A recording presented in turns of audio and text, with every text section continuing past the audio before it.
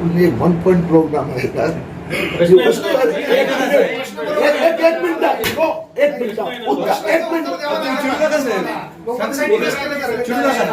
आम्हाला ऍक्च्युली सांगितलं असतं की नियम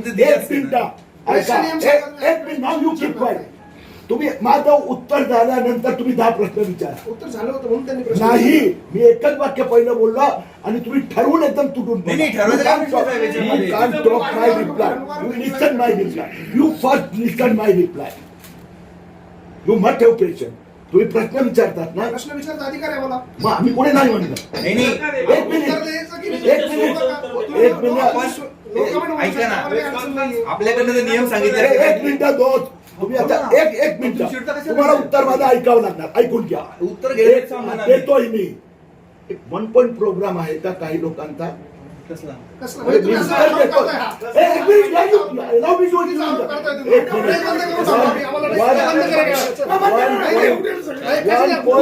ही कुठली पद्धत आहे?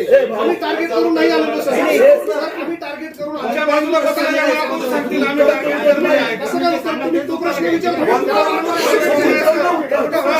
तुम्ही त्याला टार्गेट करता.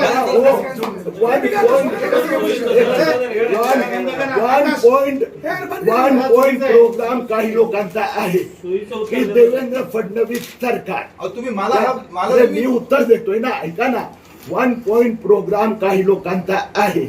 मग त्यात देवेंद्र फडणवीस सरकारच्या काळात बांगलादेशी जास्त आले, त्यांच्यावर कारवाई होत नाही असं काही राजकीय नेते सातत्याने आरोप करतात. माझं उत्तर ऐकून घ्या.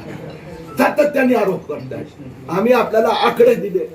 मी आपल्याला उत्तर दिलं की देवेंद्र फडणवीस सरकारच्या काळात बांगलादेशीच्या विरोधात नरेंद्र मोदी सरकारच्या काळात जास्त कारवाई व्हायला लागली. तर 1 पॉइंट प्रोग्राम ठेवणारे काही राजकीय पक्षाचे लोक आहेत. आम्ही राजकीय पक्ष उत्तर देतो ना. ऐकून तर घ्या.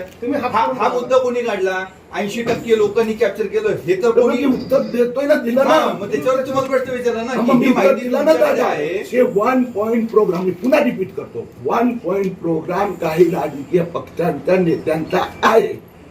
त्यात उद्धव ठाकरे गटाचे संजय राऊत असो की सपकाळ असो, ते रोज उठून म्हणतात बांगलादेश किती जवळ आले.